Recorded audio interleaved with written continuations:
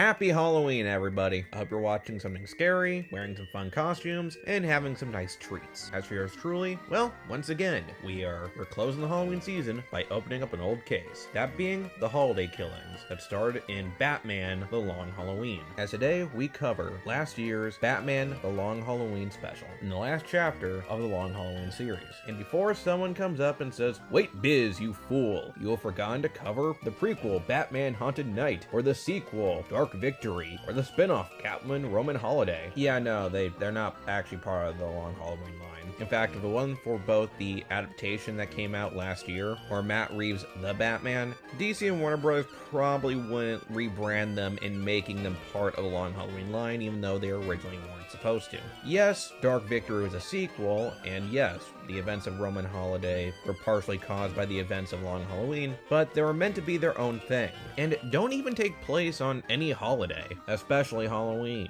Yes, Haunted Night did take place on Halloween, but it was actually more of an anthology series, and only one of them actually had any connection to the Long Halloween. Hence why DC was calling it a prequel, though in actuality it's a prelude since it came out first. But still, that one story alone I feel like isn't really enough to straight up make the entire Haunted Night storyline to be part of the Long Halloween brand. But maybe that's just my opinion. I feel like there could be a whole debate on whether or not Haunted Night could just be considered another part of Long Halloween. But anyway, let's move on to this story. Written by Jeff Loeb and Tim Sale on art, this was DC milking the newfound popularity that Long Halloween had thanks to the movie. This would also be a way to divorce Long Halloween from the rest of the DC universe, since thanks to New 52 and DC Rebirth, several things wound up being undone. For example, Falcone's death, how Harvey became Two-Face, and what exactly happened to his wife Gilda, if he even was married, and the conditions of how Batman met the rest of his family, as Dark Victory retold the origin of Dick Grayson. Now, personally, when I heard that they were going to continue this story, I had mixed feelings. Yes, it was nice to continue this series, and even have the original creators involved, but with a combination of just really liking how Long Halloween ended, and Loeb's, let's just say, not so flattering career lately, I really felt like this wasn't the best choice. But did this comic surprise me? Well, let's see to find out. But before I start, I should acknowledge that though Tim Sale would return to the art, he unfortunately would pass away in June of this year, making this the last thing he would do. He'll be forever missed, and we'll forever honor the legacy that he left. And on that somber note, let's begin. Batman, The Long Halloween Special. Warning, spoilers. Our story begins with Gilda Dent running off in the night in search for her husband Harvey. All while Batman is thwarting a crime, it seems that the Calendar Man has broken out of Arkham Asylum and has started a new series of thefts, with his primary targets being Burststones. After thwarting the crime, he interrogates them asking where Julian is, but they don't answer, due to the fact that they are legit scared of the Calendar Man. And he just kind of left them there. I mean, okay, I'm not the crime fighter here, but yeah, shouldn't you at least try to like tie them up, because yeah, they could easily just get away, which they do. Anyway, afterwards, Bruce meets with Gordon, and they talk about how it's very most likely that Julian's actions are leading to Halloween, since him, along with most of the people in Gotham, are still haunted by the events of the Long Halloween, since they never truly found the holiday killer. And Gordon even fears that one day, on a Halloween night, it will happen again, and how he misses Harvey. Batman, though, tells him not to, because by this point, Batman believes that Harvey was always Two-Face, and they just couldn't see it. Gordon tries to ease the tension by then bringing up how his niece Barbara, yes, niece, again it's a whole thing, actually asked Gordon if he could ask Batman if she can go trick-or-treating with Robin, which Batman just doesn't respond to. Meanwhile, Gilda has found Harvey in a secret lair where apparently he's been still living with Grundy, as the two have apparently gone close after the events of Batman Long Halloween. Gilda makes it clear that she does not care about what Harvey's done and just wants to be with him, saying that she only sees her Apollo. Again, must resist Lord joke. Meanwhile, Batman's trying to figure out what Calendar Man is up to. Alfred suggests that maybe that he should split the work with him and Dick, but Bruce believes he's not ready, and Alfred makes it clear to him that at some point he's gonna have to do something to prove that he could trust Dick with more important tasks. Elsewhere, we see Julian Day, the Calendar Man, having kind of this weird cult meeting where he has him and his men recite the 30 Days Has September poem, and then immediately execute the two henchmen that Batman fought in the beginning. We're now at Halloween night, and we see that Harvey and Gilda are back at their old house. Apparently, Harvey gave them an offer that they couldn't refuse. Once again, we cannot forget the Godfather homage that this book originated with. But the happy times are over because Julian Day shows up and kidnaps Gilda. Elsewhere, we see that the Gordon family are getting ready to trick-or-treat, and Batman actually was fine with Robin trick-or-treating, and so him and Barbara first meet. And Barbara is, of course, in her Batgirl costume, which I know is supposed to be kind of a cute little foreshadow, but so did Jim's eyesight get a little weaker? But yeah, Batman leaves and is then quickly greeted with a bat signal with half of it destroyed. As Bruce goes to investigate, he sees that yes, it was in fact Harvey Dent, who's asked for his help to find and save Gilda. And after a really awesome interrogation scene,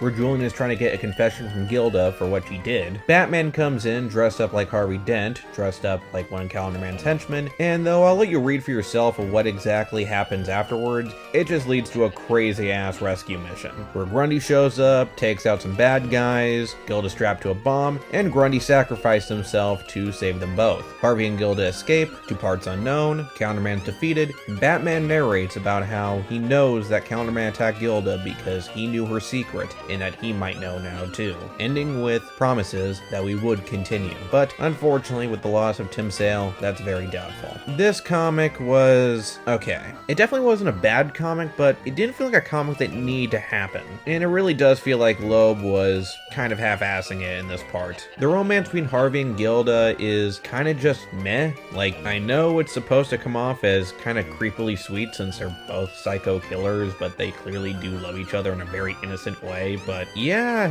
I just wasn't feeling it there. And the whole side story of Bruce having to show that he trusts Dick more is pretty forgettable. In fact, if you just removed that entire side story, it wouldn't affect the plot at all. The best part of this comic, though, is definitely the stuff with Calendar Man. One complaint I definitely had with the last issue was that despite the fact that Calendar Man played a massive role throughout the original storyline, and it felt like Loeb was building up to something really big with him, he just kind of disappears in the end. So it felt like an overdue payoff, but I'll get more into that when I talk about characters. After the ending, which kind of implies that Batman knows who the Holiday Killer is, yeah, again, I'm not a fan of it. One of the reasons The Long Halloween is so well remembered is because it's the first case that Batman never truly solves, and it haunts him, because there were several lives that he wasn't able to save, a close friend went mad, and the killer never was fully brought to justice. But having him find out who the killer is now just feels wrong. But maybe that's just my opinion. Let me know in the comments below if you think that it was a good move to have Batman learn who the Holiday Killer is. Moving on to characters, we of course have to start with Batman. And this is definitely a Batman who has grown more as a character and as a hero. He's full committed to being a crime fighter, while in the beginning of the series, he was actually hoping that he could retire from the role soon. But also, he's become a lot more nihilistic, since he does not believe that Harvey can be saved, but also maybe not fully believing in that. Since when he's helping Harvey, it does seem that he was hoping that deep down Harvey would still be a decent man and turn himself in. But when Gilda is saved, Harvey leaves with her, disappointing Bruce. And though this isn't canon anymore, could be seen as the beginning of Bruce constantly trusting Harvey, only for him to keep disappointing him. Next, we have the main villain of the story, Julian Day, the Calendar Man. And as I said before, overdue payoff. He's pretty damn intimidating throughout this whole story, as you get the sense that he is on a rampage. He is dedicated into finding Gilda, getting her to confess, and taking her out. Since whether she was the first Holiday Killer or not, she is the last Holiday Killer, and still took his gimmick. Not entirely sure why he went with the church theme, but I can't deny it was effective. Definitely made it more creepy. As for the other characters, yeah, I don't really have much to say about him. Dick is just kind of there, same with Barbara. Gordon has some emotional support that he gives, but really he's mostly sidelined, which is kind of a shame since he still kind of had some hope for Harvey from the beginning of the book.